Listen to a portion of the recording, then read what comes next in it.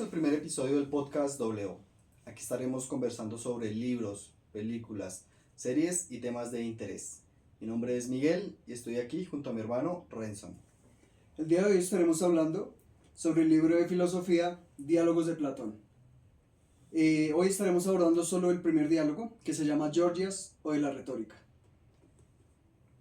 Lo primero que pudimos extrapolar del texto es la siguiente cita, que está ubicada en la página 8. La cita dice: la experiencia hace que nuestra vida avance con arreglo a una norma. En cambio, la inexperiencia la conduce al azar. Bueno, yo creo que aquí Platón es muy acertado con esta cita porque está dejando en evidencia la falencia que tienen muchas personas para seguir un plan o incluso tener un norte en sus vidas, puesto que hoy en día, debido a las redes sociales, a la sobreinformación a la que pues estamos todos cargados, muchas personas pasan el tiempo distraídas. Mucha gente usa su tiempo libre netamente para ver videos, para ver los estados de otras personas que no tienen nada que ver con su vida, influencers o lo que sea.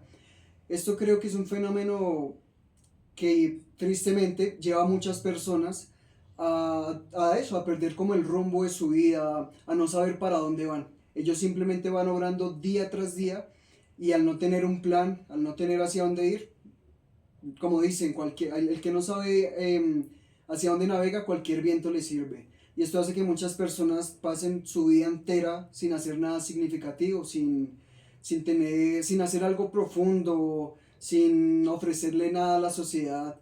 Creo que ellos realmente necesitan como poner una pausa a ese tipo de distracciones y empezar a buscar, empezar a informarse.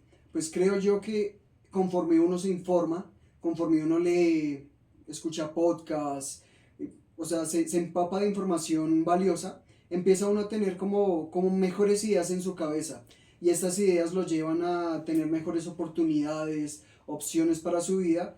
Y es muy probable que conforme vayan empapándose de información, ellos empiecen a tener atisbos de algo que les gusta, de algo que les llama la atención, y tal vez con el tiempo y con el cúmulo de estímulos de información puedan encontrar como ese sentido para sus vidas. ¿Qué opina Miguel? Bueno, es importante creo que recordar que siempre para poder llegar a una meta o poder cumplir como esas expectativas que cada uno de nosotros tenemos, lo ideal es siempre dar ese paso para comenzar a realizar actividades diferentes que nos pueden llenar de experiencias. Entonces, pienso que a raíz de que a medida que vamos viviendo situaciones que de pronto nos saquen de nuestra zona de confort, llámese situaciones estresantes, pueden ser en diferentes ámbitos, en el ámbito laboral, en el ámbito de pronto de una relación o incluso con amigos, que a veces en reuniones como de este estilo simplemente se pueden llegar a ofrecer una preguntica muy esporádica, muy salida de lo que normalmente se conversa, y así se pueden llegar a generar experiencias diferentes, lo cual puede que uno llegue simplemente a la casa y uy, esto me dejó pensando. Se queda pensando. Exacto. Entonces, a raíz como que uno vaya creando esas experiencias, pues va a poder, primero de pronto llegar a conocerse un poco más, y también pues va a poder llegar a decir, oiga, yo soy bueno en esto o yo quiero hacer esto, y ese creo que es el primer paso con el que debemos comenzar nosotros. Como enfrentarnos a situaciones muy diferentes a nuestra zona de confort, y así vamos adquiriendo experiencias. Sí, sí, tiene razón, estoy de acuerdo. Y creo también que uno de los factores que le impide a la gente, pues de pronto hallar ese camino, es justamente que no están dispuestos a incomodarse, ¿no? Mucha gente vive como en una zona de confort y se acostumbra pues a cierto estilo de vida, ¿no? Y eso los lleva como a estancarse en algún punto porque pues dejan de retarse, dejan de aprender, y cuando se dan cuenta simplemente han acumulado años en un estilo de vida y quedan atrapados, quedan simplemente atrapados porque no, de pronto así tengan la intención, su voluntad va a flaquear al momento de querer tomar una decisión.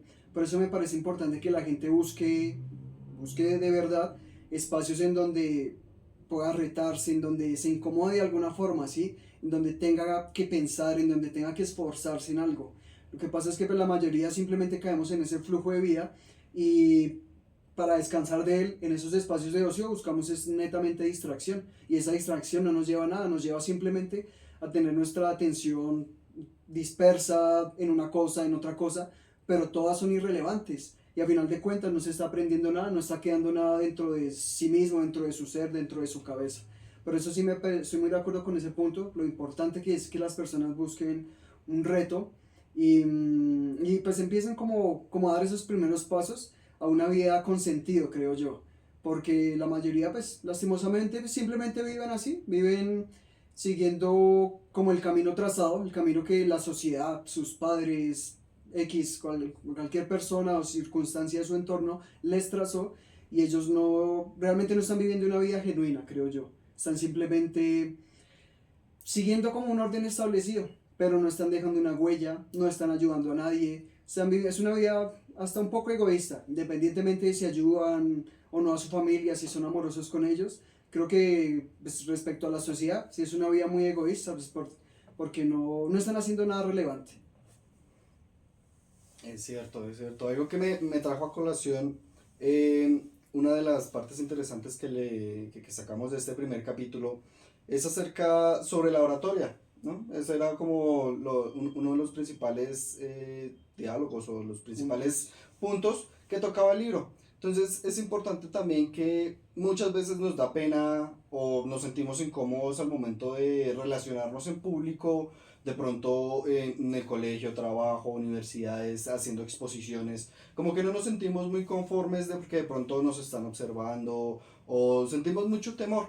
Entonces aquí en la oratoria por lo menos mencionaban que es sumamente importante porque puede llegar a influir en las personas, ¿no? Puede llegar a influir en la manera en que piensan o que de pronto pueden llegar a tomar decisiones. Entonces, hay que tener en cuenta también que cuando uno habla a partir de lo que uno sabe, de lo que uno ha leído, pues es simplemente dejar fluir las ideas. Si de pronto en algún momento hay como esas interrupciones o hay esas abnegaciones o esas contradicciones con otra persona, pues simplemente es importante también tener en cuenta que es importante escucharlas, aceptarlas y aprender de ellas. Entonces, pienso que en el tema de la oratoria es importante porque nosotros como seres humanos somos seres sociables, sí o sí. Por más de que nos guste en algunas ocasiones estar como que en nuestro espacio, solitarios, pero necesitamos siempre del contacto del exterior.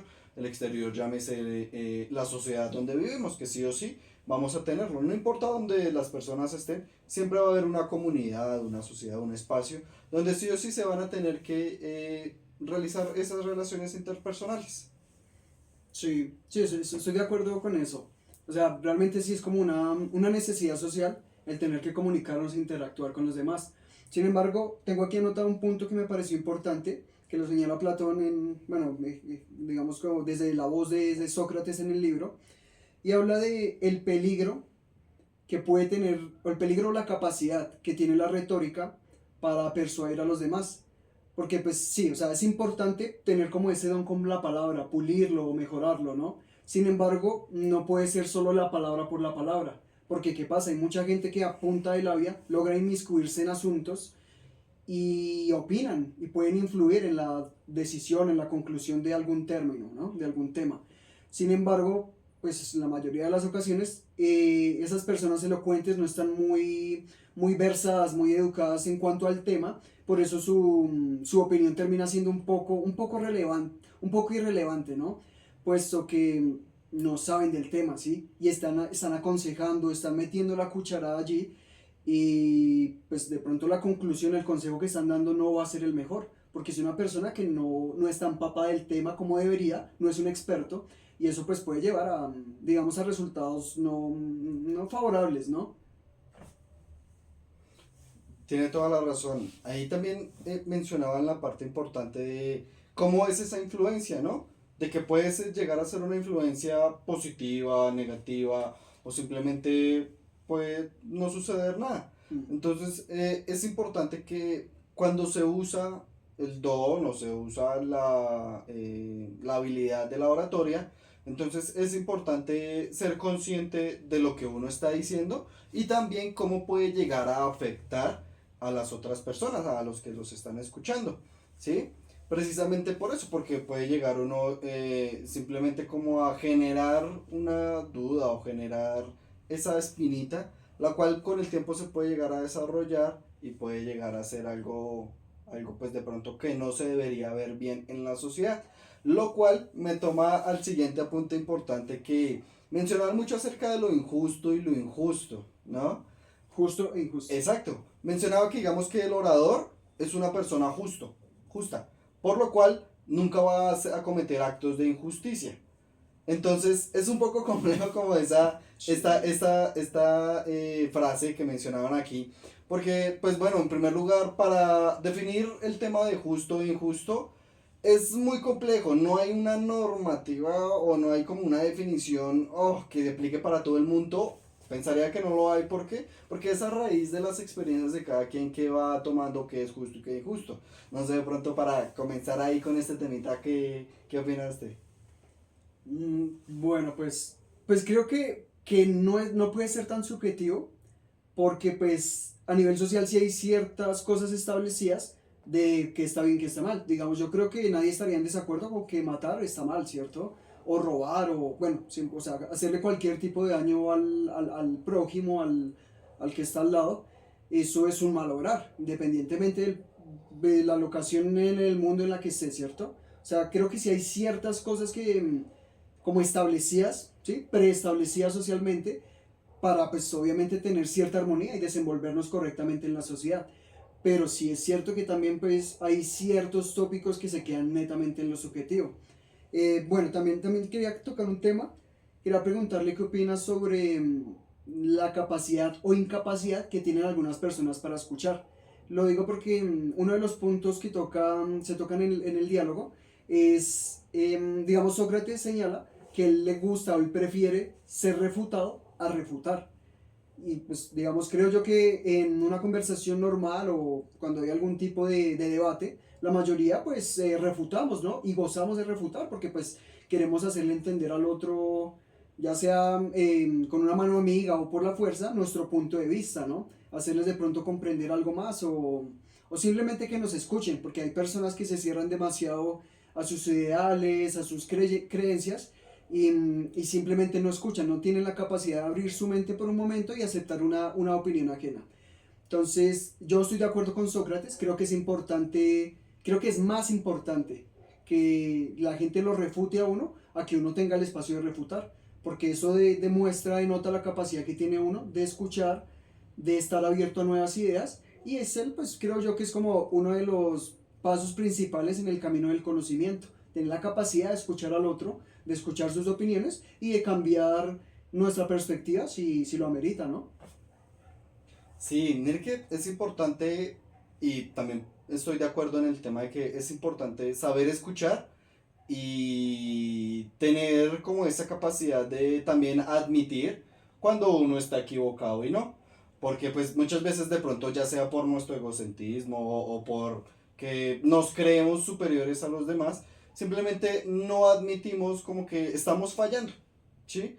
Entonces sí es muy importante esa capacidad de saber escuchar, saber retener como el punto de vista de las otras personas y asimismo también uno va a ir construyendo como su significado de las cosas o en específico del tema en el que se esté hablando, ¿no? Y creo yo, perdón, creo yo que es uno más completo porque no va a estar construido netamente desde la subjetividad, sino precisamente eso, va a ser de pronto ideales o pensamientos que están más acordes con el entorno, con los demás, y por ende terminar respetándolos, ¿no? Terminándoles como más reconocimiento a ellos, a su subjetividad, a su personalidad, y no estamos simplemente imponiendo nuestras creencias, porque mucha gente le pasa eso, que ellos tienen ya sus ideales y para ellos es la verdad absoluta y nada los hace cambiar de opinión. Entonces creo que es importante tener ese. Sí, estoy de acuerdo con lo que mencionaba porque es importante tener en cuenta también lo de esa verdad, ¿no? Es importante tener en cuenta hoy en día la humanidad está haciendo muchos cambios a nivel de pensamiento. Entonces es importante tener como esa disposición a escuchar al otro, a respetarlo y muchas veces pues a tomar parte que de pronto nos pueda llegar a favorecer en nuestras futuras conversaciones o futuros, puede ser Proyecto. proyectos y demás, ¿vale? Sí. Algo que yo quería también traer a colación, de pronto devolviéndome un poco en el tema de lo justo y lo injusto. Lo traigo a colación porque junto a la par otro libro que estoy leyendo que es Ensayos de la ceguera, De Saramago, ¿no? de Saramago, sí, es un escritor. Un excelente escritor. Tiene Pero, obras muy buenas. En el eh, 94 ganó el Nobel de Literatura por su libro, por precisamente esta obra, Ensayo sobre la ceguera.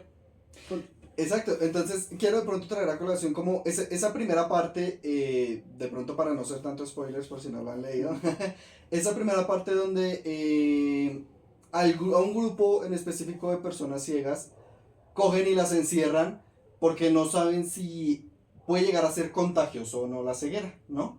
Entonces de pronto, ¿qué tanto piensa que se vulneran de pronto un poco como los derechos como personas que simplemente llegan y, uy, usted está ciego, venga para acá, pum, encerrado allá en un manicomio? ¿Por qué? Porque puede ser contagioso o no.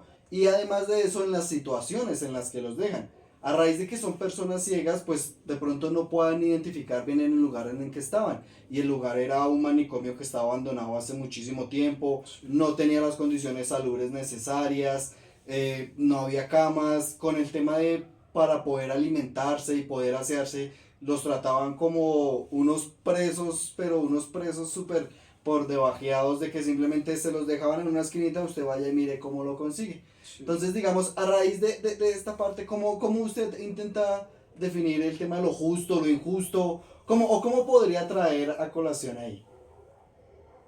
Bueno, pues, bueno, primero sí, obviamente, digamos, en esa situación, que fue pues muy similar a lo que nos pasó durante el COVID, obviamente sí se llegan a vulnerar como muchos derechos de los humanos, de la humanidad, pues precisamente porque se está cohibiendo, se está la libertad, pero bueno, creo que también es debatible digamos, en esa situación particular, porque digamos que ahí, bueno, se están sacrificando los derechos de las personas, pero se está imperando el bienestar social.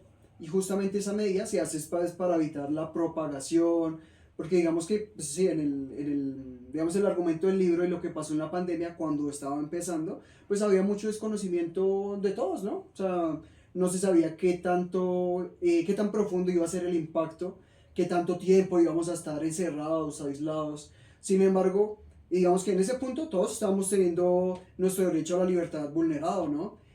Mucha gente no pudo comer, mucha gente dejó de ganar dinero, de trabajar, pues precisamente por el encierro forzoso. Sin embargo, es debatible si se estaban vulnerando sus derechos o no, porque se estaba imperando el bienestar social. Y lo que se procuraba en ese entonces era, y en el libro también, es no propagar, que no se expanda más el virus, ¿no? Entonces era como un poco una contingencia para ello.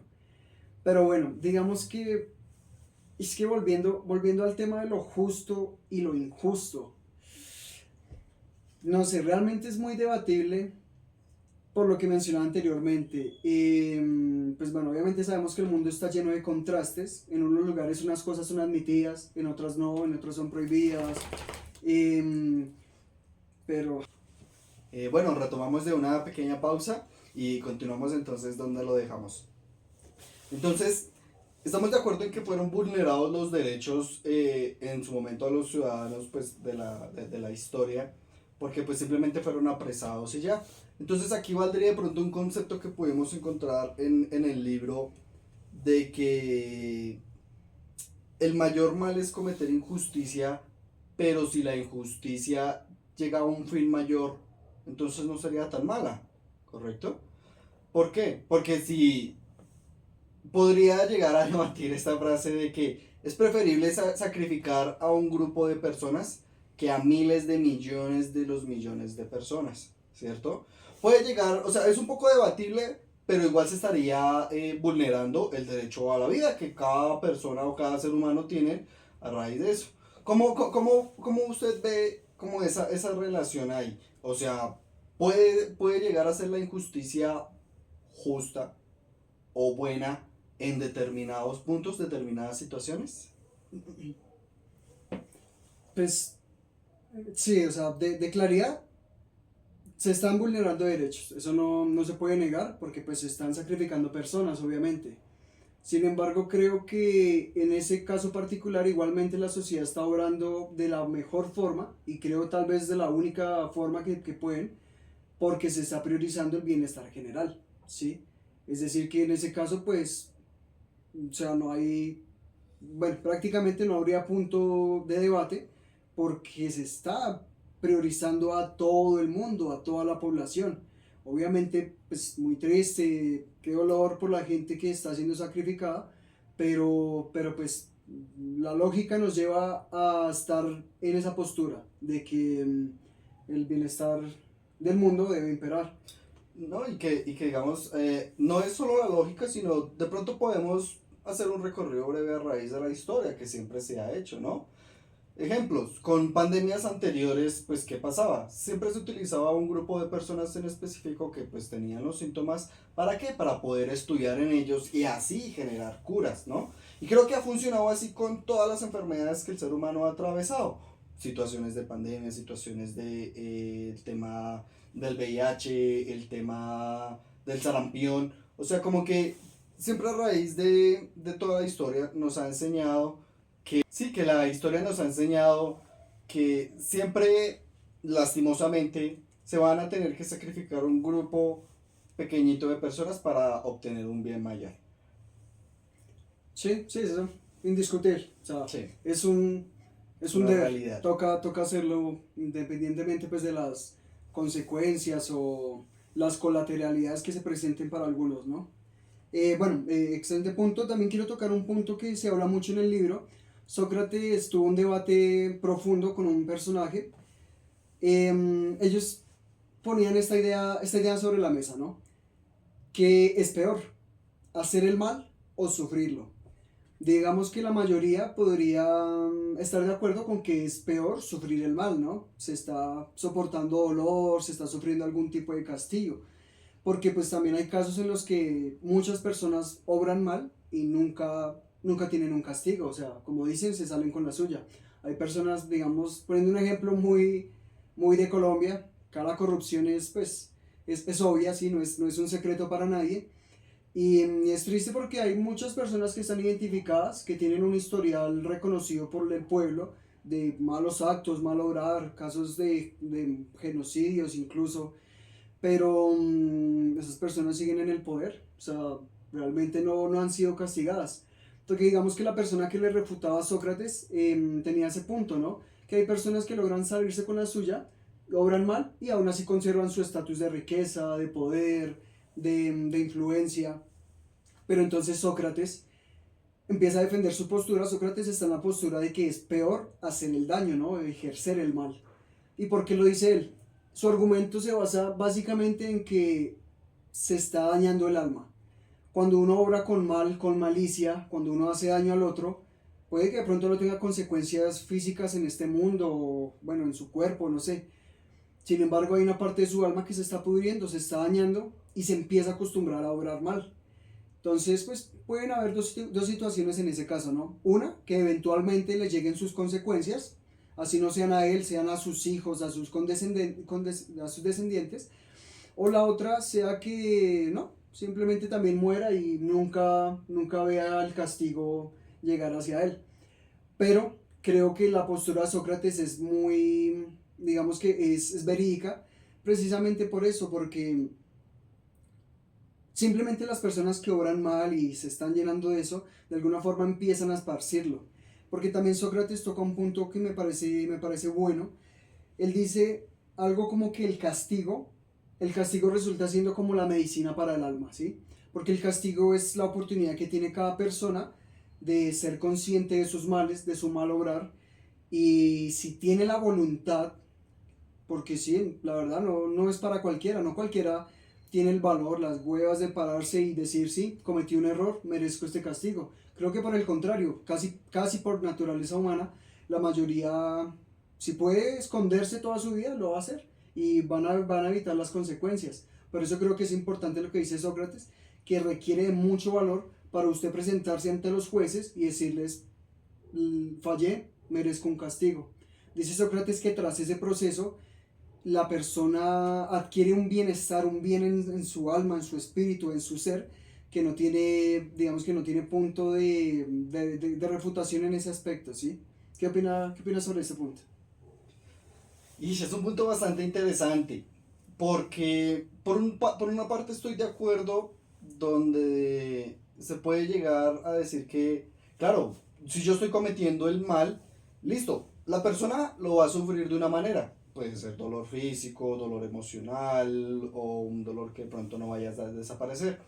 Por el lado mío, que digamos yo soy la persona que lo está cometiendo, lo puedo tomar de dos formas. Lo puedo tomar de una forma de que lo hice en su momento porque sentí la necesidad de hacerlo y obviamente tengo que vivir con las consecuencias de ello. O simplemente como que lo dejo pasar y ya. ¿Qué pasa en el caso donde yo tengo que aceptar esas consecuencias? Tengo que ser consciente de que voy a tener algo palpando dentro que va a ser negativo, ¿sí? Entonces es importante ahí en ese caso, sí, tener el valor de decir, oiga, yo quiero redimirme y muchas cosas, muchas veces, en muchas ocasiones, esa rendición de cuentas no es ni siquiera pidiendo un perdón o de pronto entregándose a la justicia o algo, sino puede llegar a ser un poco más interno, ¿sí? Es importante, estamos en una sociedad, tenemos que cumplir una regla. Si yo voy y asesino a alguien, pues yo tengo que ser consciente de, oiga, Están en la tengo, cárcel. exacto, me tienen que privar de mi libertad porque cometí un acto frente en una sociedad donde hay unas leyes estipuladas, ¿sí? Pero de pronto, en el caso de pronto en el que uno hiere, digamos, a una pareja, a un amigo, de pronto de forma profunda a nivel verbal. Entonces, ¿qué pasa? Puede que uno sí a la persona, oye, qué pena, la embarré aquí en este caso. Pero siento que en esas ocasiones uno tiene que mirar un poco más adentro, porque el perdón tiene que empezar por uno mismo. Si uno no se perdona frente a esas situaciones, si uno no se redimide consigo mismo, pues es muy difícil uno poder llegar a hacerlo de manera sincera frente al otro, ¿sí? Entonces es importante tener en cuenta que el perdón se empieza por uno mismo. Y a partir de ahí uno crece tanto a nivel personal y espiritual que incluso puede llegar a fortalecer el alma, como menciona Sócrates, porque igual en esta vida estamos hechos o vinimos tanto para cometer errores como para cometer aciertos. Entonces, el que diga que nunca ha cometido un acto así, no, Le está mintiendo. exacto. Sí. Sí, estoy muy de acuerdo con ese punto. Otra de las ideas que encontré que me parecieron como llamativas dentro de este diálogo es la siguiente. Dominarse a sí mismo es ser moderado y dominar las pasiones y deseos que le surjan. Recuerdo que en este punto estaban hablando, o el debate trataba, digamos que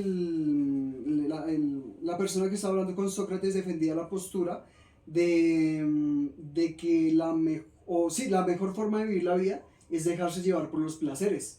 Es decir, hacer lo que le plazca cuando le plazca, en la cantidad que desee, sin ninguna medida. Porque pues decía eso, o sea, obviamente si uno es rico, tiene poder y todo, pues viva eso y aprovechelo, ¿no? Creo que pues la mayoría lo haríamos sin pensarlo, aprovecharíamos cualquier posición de poder, cualquier monto de dinero para hacer de pronto eso que no hemos podido hasta la fecha o simplemente pues llenarnos de experiencias gratificantes, satisfactorias. Pero creo que Sócrates mucho acierto al decir que la mejor forma de vivir la vida es ser moderado, porque finalmente cada uno de esos placeres se pueden volver un vicio, tienen la potencia para convertirse en un vicio. Y un vicio con el tiempo y pues acumulándolo, simplemente se vuelve una enfermedad. Entonces digamos que resulta tonto obrar de esa forma, porque la persona en el momento pues se está llenando de placer, de experiencias, muy rico, ¿no? Pero en el futuro no está midiendo las consecuencias que va a tener su salud, las consecuencias que le pueda causar a otros, a la libertad de otros. Entonces creo que sí tiene mucho acierto al decir que la mejor forma es dominarse, aprender a controlar esos impulsos y vivir una vida más bien moderada. Eso le va a permitir a uno curarse en salud de muchas, puede ser enfermedades, consecuencias. ¿Qué ven? Yo opino que sí, o sea, como cuando una persona gana un poquito de poder, se vuelve totalmente diferente a como, Se digamos, su corrompe, entorno como dice. la conoce, ¿sí? ¿Qué pasa? Pienso que está y no está bien. Está y no está bien, ¿sí? ¿Por qué? Es importante tener en cuenta que a raíz de como la vivencia que usted haya tenido, de pronto se puede llamar también carencia, de pronto cosas materiales, pues claro, cuando usted tiene un poquito de poder, de pronto a nivel económico, a nivel de dinero, pues lo primero que uno va a tender a hacer es simplemente a comprar esas cositas que de pronto no tuvo en su infancia, adolescencia De lo o que se estuvo incluso su privado. mismo adultez. Exacto. Entonces, pienso que por ese lado no está mal, porque pues es como una retribución de pronto al esfuerzo, porque llegar a tal punto no es que, No le ay, pasa a cualquiera. lo pongan ahí y ya, no. Entonces es una retribución que a mi parecer está bien. Sin embargo, también por el lado de qué es lo que está mal es simplemente atribuirse ese beneficio solo a usted y a usted y a usted. Pienso que es importante también pensar a nivel familiar, pero también a nivel de sociedad.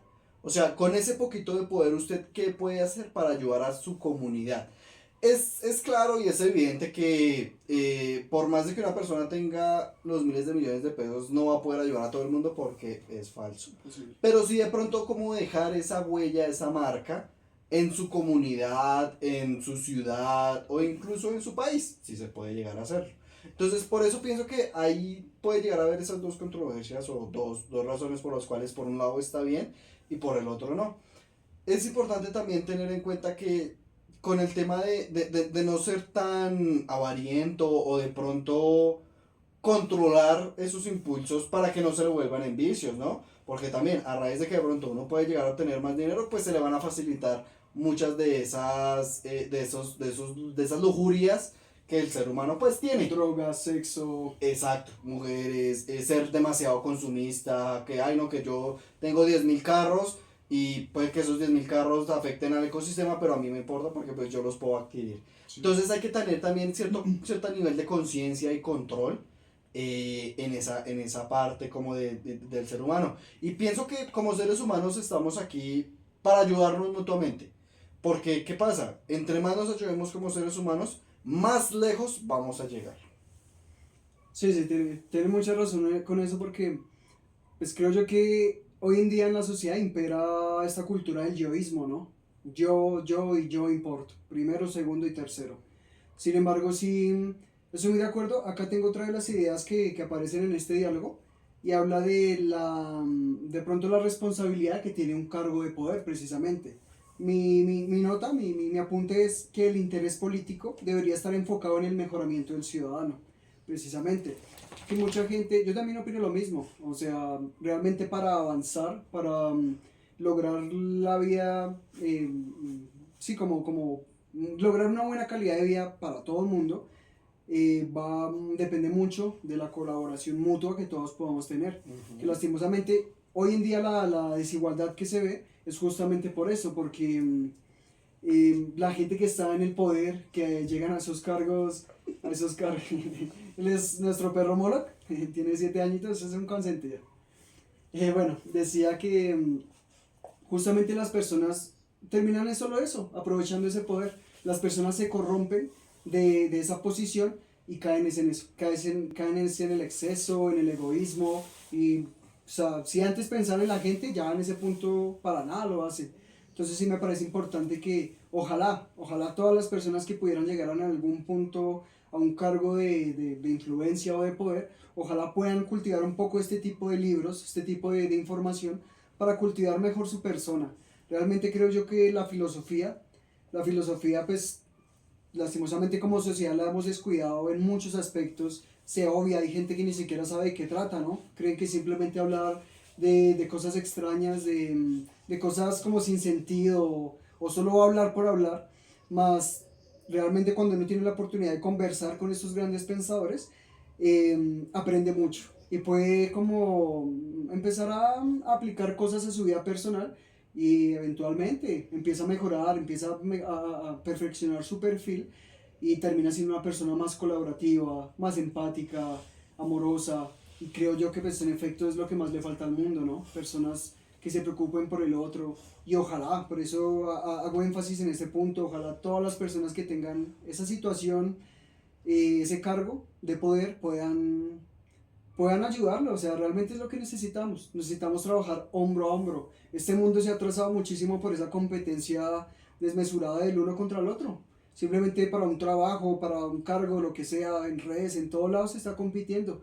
Uno quiere ser mejor que el otro, en redes uno está viendo pues las vidas de otros y es inevitable a veces como no sentirse mal consigo mismo porque uno no ha logrado esto o aquello, ¿no? Y eso pues es absurdo. Sabemos que la mejor forma de orar es enfocarse netamente en el camino personal y hacer lo mejor que se pueda con las circunstancias que se han tenido, ¿no? Con el recorrido personal. Exacto, eso es importante tener en cuenta también para quienes nos escuchan. Es importante tener en cuenta que cada persona tiene su propio camino, cada persona tiene sus propias experiencias. Muchas veces también tenemos que dejar de escuchar las experiencias de los demás y empezar a vivir las propias, porque ese punto es muy importante. Muchas veces nos negamos a hacer cierto tipo de actividades simplemente porque alguien nos contó que tuvo una mala experiencia. Pero ¿qué pasa? Nosotros vamos a tener una experiencia totalmente diferente, porque cada ser humano sentimos y llegamos a pensar diferente frente a las situaciones. Entonces sí es muy importante que a raíz de que nos vayamos construyendo a nivel personal, eso nos va a ayudar mucho para dar más a la sociedad en la que nos estamos desarrollando. Y así como lo decía mi hermano, podamos construir un mejor mundo, ¿sí? Un mundo donde nos ayudemos mutuamente y podamos seguir creciendo. Sí, sí, sí, totalmente de acuerdo. Bueno, eso fue todo por este primer diálogo. No tenemos más apuntes. Si de pronto ustedes han logrado captar alguna otra idea, algo que les haya quedado sonando también de este primer diálogo, para recordar, se llama Georgias o de la retórica, es el primer diálogo del libro Diálogos de Platón. Si tienen algún comentario, no duden en escribirnos, estaremos revisando. Bueno, este es básicamente el proyecto. Tenemos esta idea de comenzar hoy con este podcast. Seguiremos en los siguientes episodios analizando este libro, son 4 diálogos en total. Y así también queremos pedirles si de pronto tienen alguna recomendación, algún libro que les gustaría de que habláramos, alguna película también, háganoslo saber, con mucho gusto lo analizamos también. Y bueno, también agradecerles mucho por este apoyo. Eh, ya saben, por favor, si pueden suscríbanse al canal, háganos seguimiento, también tenemos nuestras redes sociales. El apoyo pues vale mucho, ¿no? Entonces, muchas gracias por su escucha, por estar acá. Estaremos igual sacando nuevos videos para que estén pendientes. Muchas gracias. No, ya, no. Sí, Pues es que usted ya lo cerró, ¿sí? ¿Qué quería que dijera? no, pues sí, porque ya no.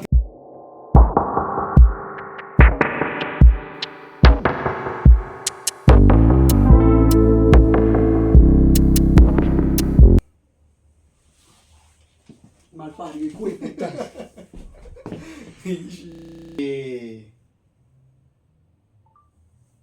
Hijo de puta, mierda.